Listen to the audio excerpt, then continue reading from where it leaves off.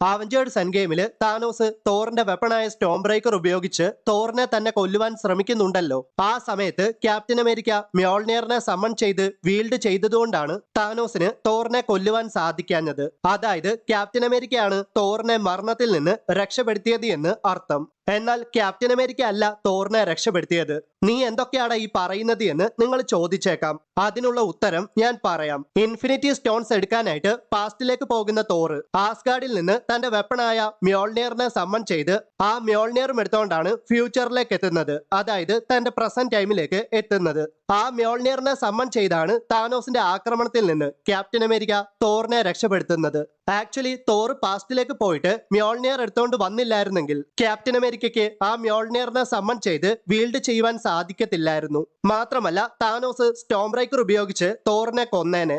അപ്പോൾ ആക്ച്വലി ഇവിടെ captain America അല്ല താനോസിന്റെ അറ്റാക്കിൽ നിന്ന് തോറിനെ രക്ഷപ്പെടുത്തിയത്. യഥാർത്ഥത്തിൽ തോറിനെ രക്ഷപ്പെടുത്തിയത് തോർ തന്നെയാണ്.